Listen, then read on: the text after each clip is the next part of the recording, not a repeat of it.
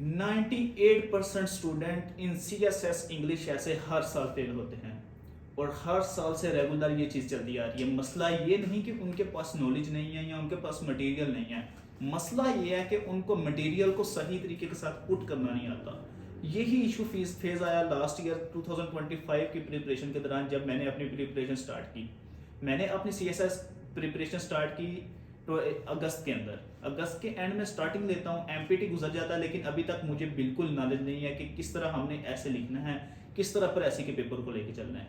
और मैं आपको एक बात बताऊँ कि मैंने अपना CSS ऐसे की प्रिपरेशन स्टार्ट किया आई थिंक नवंबर के एंड में और दिसंबर के स्टार्टिंग में। तब मुझे एक बहुत अच्छे टीचर मिले जिनसे मुझे चीज़ों का आइडिया हुआ कि कैसे CSS ऐसे लिखते हैं और किस तरह हमने एग्जामिनर को शो करवाना है।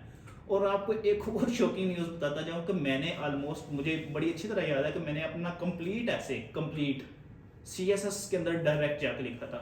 एक दफ़ा ऐसे लिखा है, उसके बाद सेकंड ऐसे मेरा कंप्लीट ऐसे CSS पेपर के अंदर है। तो जब रिजल्ट आता है तो पता चलता है मेरे सारे सब्जेक्ट क्लियर है, सिर्फ CSS इंग्लिश ऐसे में फेल हूँ और कितने मार्क्स हैं 39। और अब मुझे फील होता है कि अगर मैंने थोड़ी सी प्रैक्टिस ज़्यादा की होती तो शायद मेरा वो क्लियर हो जाता। लेकिन अभी तक भी मैं डाउटफुल हूँ कि किस वजह से फेल हुआ या क्या इश्यूज थे, वो मैं क्लियर करने की कोशिश कर रहा हूँ। तो मैं आपको सारा मेथड बताऊंगा कि किस तरह आपने CSS ऐसे को प्रिपेयर करना है। लाइक अगर हम उसके मटेरियल की बात करें तो हमें सबसे ज़्यादा पहले फोकस करना चाहिए कि ये हमारे पास CSS FPSC का जो हमारे पास कोर्स का आउटलाइन है वो ये है। CSS ऐसे की सिर्फ 4 लाइनें हैं। अगर हम उनके ऊपर गौर से देखें तो फिर हमें आइडिया होगा कि वो क्या चीज़ डिमांड कर रहे हैं और हमें किस तरह लिखना चाहिए। फॉर एग्जाम्पल मैं अभी आपको रीड करके बताता हूँ कि वो क्या क्या डिमांड कर रहे होते हैं। तो candidate will be required to write 1 और मोर ऐसे, एक भी ऐसे आ सकता है या एक से ज़्यादा भी आ सकते हैं। हो सकता है कि किसी अगले अटेम्प्ट में एक से ज़्यादा आ जाए, लेकिन अभी तक एक ही आया है, तो हम इसको अंडरलाइन कर देते हैं 1 और मोर ऐसे। ये इंपॉर्टेंट बात थी। उसके बाद wide choice of topics will be given, like आपको 10 ऐसे दिए जाएंगे, 10 में से जो आपको आता है वो सिलेक्ट करें और लिखना स्टार्ट कर दें, कोई डिफिकल्ट बात नहीं है। आगे वो कहते हैं candidate are expected to reflect comprehensive, ये नोट करने वाली बात है। Comprehensive 1, research based knowledge underline कर लें। Number 2, on a selected topic, जो आपने टॉपिक सिलेक्ट किया, ये नंबर 3। ये 3 वर्ड आपने कभी नहीं बोलने, ये लिख के रख लें कहीं भी। उसके बाद जाते हैं candidates articulation, number 4, expression, number 5 and technical treatment, number 6 of the style of English ऐसे राइटिंग विल बी एग्जामिन। तो इससे आपको आइडिया होगा कि CSS में ये 6 चीज़ें हैं। अगर आप इन 6 चीज़ों को लर्न कर लेंगे, ये 6 चीज़ें हमने कैसे लिखनी है और चीज़ों को हमने कैसे लेके चलना है, आई एम 101% श्योर कि आप ऐसे क्लियर कर सकते हैं। मैंने बहुत सारे स्टूडेंट देखे हुए हैं, लाइक हम उस चीज़ से स्टार्ट देते हैं जो टीचर हमें पढ़ाना स्टार्ट कर देता है। लाइक हमें चीज़ों का आइडिया नहीं कि वर्क फ्लो कैसे है, चीज़ें चलती कैसे हैं, एग्जामिनर चेक कैसे करेगा और किस तरह हमारी मार्किंग होगी। अगर आप CSS का पेपर दे के आए हैं और एग्जामिनर पेपर चेक कर रहा है, उसके माइंडसेट के मुताबिक देखें तो फिर आपको आइडिया होगा कि हमने ऐसे कैसे लिखना है। तो अगर हम फॉर एग्जांपल CSS 2025 का पेपर निकालते हैं, उसको निकाल के हम रीड करते हैं तो उसमें बड़ी अच्छी तरह लिखा हुआ है कि prepare an outline and right a comprehensive ऐसे 2500 to 3000 वर्ड्स। हमने एक ऐसे चूज करना है 10 में से और 2500 से 3000 वर्ड, इतने वर्ड के अंदर हमने इसको कंप्लीट करना है। इसकी कुछ टिप्स हैं, कुछ ट्रिक्स हैं, अगर आप उनको फॉलो करेंगे तो आई एम श्योर कि आप इसको क्लियर कर सकते हैं। तो सबसे पहले हम सबसे मेन चीज़ कि CSS का हमें कौन सा ऐसे सिलेक्ट करना चाहिए, किसके ऊपर हमने लिखना है, मटेरियल कैसे कलेक्ट करेंगे, हमें मटेरियल के ऊपर फोकस करना चाहिए या सबसे पहले किस चीज़ पर फोकस करना चाहिए। तो मैं रिकमेंड करूंगा सबसे पहले आप इस चीज़ पे फोकस करें कि ऐसे लिखना कैसे है। जो मैंने आपको 6-7 चीज़ें अंडरलाइन करवाई हैं, अगर आप उनके ऊपर फोकस कर लें कि हमने ये जो 6 चीज़ें हैं, ये 6 हमने कैसे लर्न करनी है, अगर वो आप लर्न कर लें तो आप अपना ऐसे क्लियर कर सकते हैं। अब मैं आपको ये मेरे हाथ में एक CSS FPSC की लिस्ट है जो FPSC पेपर एग्जामिनर को देती है कि आपने इन टॉपिक्स के अंदर से CSS ऐसे बनाना है। ये ऑलमोस्ट 15 टॉपिक्स हैं। अगर आप ये 15 टॉपिक्स कर लें, इनके रिलेटेड डाटा कलेक्ट कर लें और जो मेथड आपने लर्न किया है उनके अंदर ये डाटा इंप्लीमेंट कर लें तो आपका ऐसे क्लियर हो सकता है। तो ये लिस्ट ऑफ टॉपिक्स मैं आपके साथ शेयर कर दूंगा, आपने इनके ऊपर इनके रिलेटेड डाटा कलेक्ट कर देना है। वो मैं सेपरेट वीडियो बना दूंगा कि आपने डाटा कैसे कलेक्ट करना है और उसको इम्प्लीमेंट कैसे करना है। अब मैं आपको थोड़ा सा ओवरव्यू दे देता हूँ कि ऐसे के अंदर कौन कौन सी चीज़ें होती हैं और किन किन चीज़ों को आपने लर्न करना है। तो आइए चलते हैं उस तरफ। फॉर एग्जाम्पल इंग्लिश ऐसे है, उसने जो 6-7 चीज़ें बताई हैं कि आपका कंप्रीहेंसिव ऐसे होना चाहिए। नंबर 1 कंप्रीहेंसिव ऐसे, यानी कि वो जनरलाइज स्टेटमेंट ना हो कि जनरल सी बातें लिखी हों, our Pakistan economy is very dead, we are very backward, etc, मतलब कुछ भी इस तरह की बातें। हमें क्यूरियोसिटी क्रिएट करनी चाहिए ताकि एग्जामिनर का इंटरेस्ट पैदा हो, उसको पता होगा किस तरह की चीज़ें हमें लिखनी है और किस तरह का चीज़ें एग्जामिनर जो है पसंद करता है, किस तरह की वो डिमांड कर रहा है। दूसरे नंबर पे हमने देखा था रिसर्च बेस्ड राइटिंग, यानी कि रिसर्च बेस्ड राइटिंग में क्या है, रिसर्च से पता चलेगा कि आपके पास बड़ा ही यूनिक नॉलेज हो, अपडेटेड नॉलेज हो और सोर्स भी हो कि आपने ये किस सोर्स से ये डाटा बता रहे हैं। लाइक हम लिखी तो जा रहे हैं, हमें सोर्स का नहीं पता, अगर हम सोर्स भी पुट करते हैं तो उससे हमारी ऑथेंटिक बन जाएगा कि वाकई इस बंदे को पता है, इसने रिसर्च की है। और वो एफपीएससी की अगर आप लिस्ट देखें जो आपका उनका कोर्स आउटलाइन है तो उसके अंदर भी लिखा हुआ है कि रिसर्च बेस्ड राइटिंग। तीसरे नंबर पे उसने डिमांड की थी आर्टिकुलेशन। आर्टिकुलेशन से मुराद है कि आपकी ऑर्गेनाइज प्रेजेंटेशन हो, स्ट्रक्चर के अंदर आपने ऐसे लिखना है, ये नहीं कि आपने अनऑर्गेनाइज वे से लिख लिया, पहले कोई और पैराग्राफ लिख लिया, दूसरे नंबर पे कोई उनकी कोई लिंक ही नहीं बन रहा। ये मेथड भी मैं आपके साथ शेयर कर दूंगा, आपने इन चीज़ों को कैसे अवॉइड करना है और इन चीज़ों के ऊपर कैसे फॉलो करना है। चौथे नंबर पे हम देखें तो उसमें उसने डिमांड की थी एक्सप्रेशन, यानी कि एक्सप्रेशन से क्या मुराद है, यूज ऑफ इंग्लिश लैंग्वेज, किस तरह आपने इंग्लिश लैंग्वेज यूज करनी है और किस तरह आपने आपने उस एसे को अच्छा बनाना है।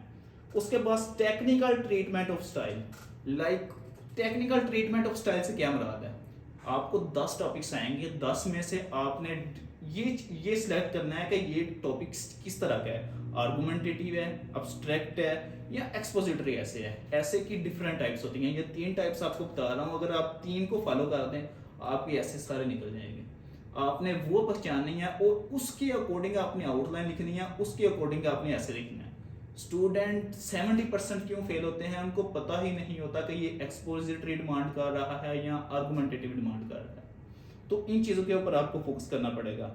नेक्स्ट बात आती है आपकी 2500 से 3000 वर्ड, बहुत लंबा टास्क है, कैसे 3000 वर्ड लेके जाएंगे।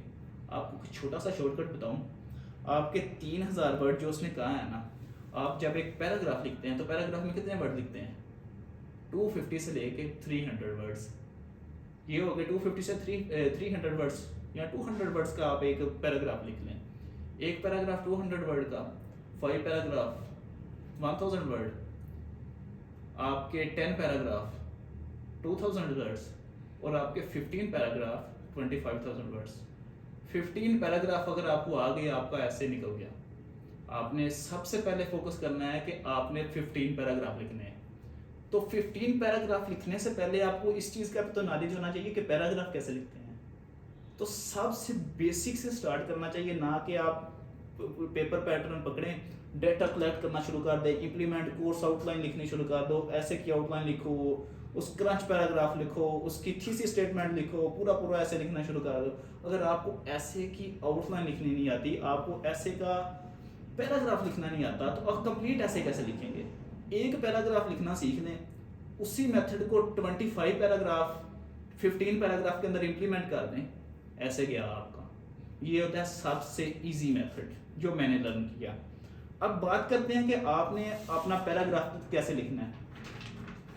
ये देख रहे हैं आप, इसमें 3-4 चीज़ें हैं, वो लर्न कर लें। आपका पैराग्राफ पे क्या, उसमें सबसे पहले क्या आएगा, आपका टॉपिक सेंटेंस। आपने कोई भी हेडलाइन चूज़ की, हेडिंग चूज़ की है, तो उसका टॉपिक सेंटेंस क्या होगा। जो टॉपिक सेंटेंस आपने चूज़ किया है उसको एक्सप्लेन कर दें, उसकी एग्जांपल दे दें, सेकंड एग्जांपल दें, 200 वर्ड कंप्लीट, तो जी आपका पैराग्राफ गया।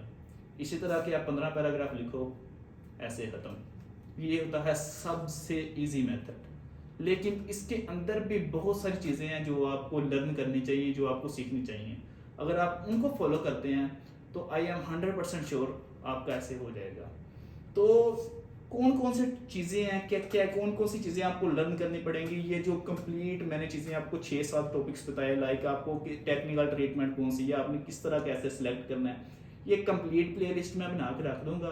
उसके अंदर एक एक चीज़ डिफाइन कर दूंगा स्टेप बाय स्टेप। लाइक सबसे पहले मैं आपको पैराग्राफ लिखना सिखाऊंगा, उसके बाद मैं आपको आउटलाइन बनाना सिखाऊंगा, उसके बाद वो पैराग्राफ को आउटलाइन के साथ लिंक करना सिखाऊंगा। और जो जो एफपीएससी की लिस्ट हैं उनके अकॉर्डिंग मैं आपको कंप्लीट ऐसे की जो है ना प्लेलिस्ट बना के दे दूंगा, उनको फॉलो कर लें और किसी एक अच्छे से चेकर से एग्जामिनर से अपना ऐसे चेक करवा लें, आपका ऐसे क्लियर हो सकता है।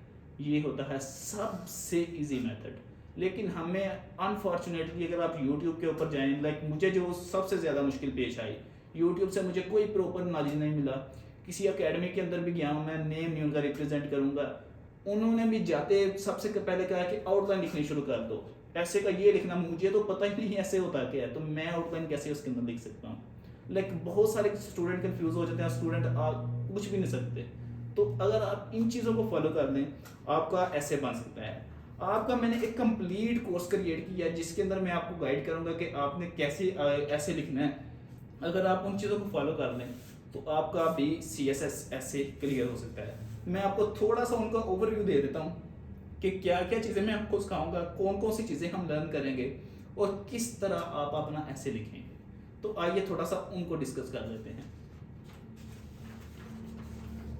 लाइक मैंने अपने इस पूरे कोर्स को 4 पोर्शन के अंदर डिवाइड किया है। पहले पोर्शन के अंदर मैं आपको सिखाऊंगा कि आपने पैराग्राफ कैसे लिखना है। आपका एक पैराग्राफ आपको लिखना आ गया, यानी आपका कंप्लीट ऐसे के जितने पैराग्राफ हैं आपके वो क्लियर। सबसे पहले नंबर पे मैं आपको पैराग्राफ लिखना सिखाऊंगा और सबसे इजी मेथड से सिखाऊंगा। दूसरे नंबर पे मैं आपको बताऊंगा कि वो जो एफपीएससी ने लिस्ट इशू की थी, ये जो 15 टॉपिक्स हैं इनके अंदर से ऐसे आएगा। आप कोई भी 2016 से ले लें 2025 तक जितने ऐसे आए हैं सारे उठा के लिख लें, इन्हीं के अंदर से पेपर आया हुआ है।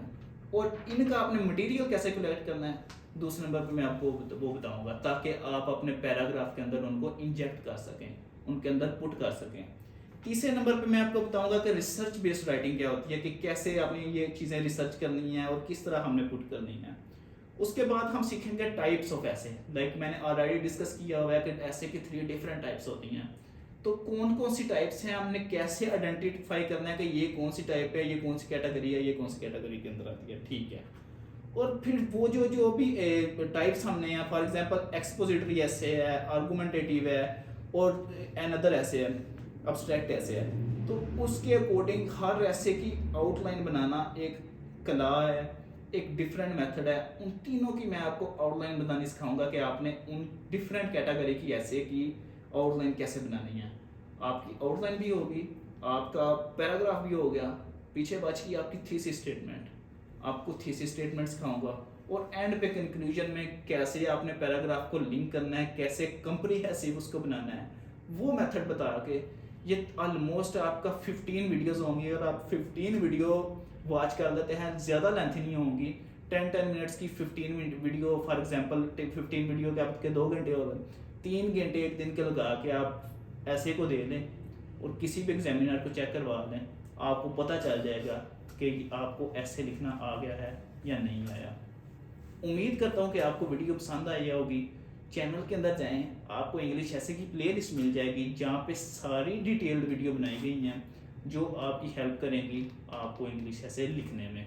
और उम्मीद करता हूँ कि आपको ये वीडियो पसंद आई होगी। Thank you so much. अल्लाह हाफिज़।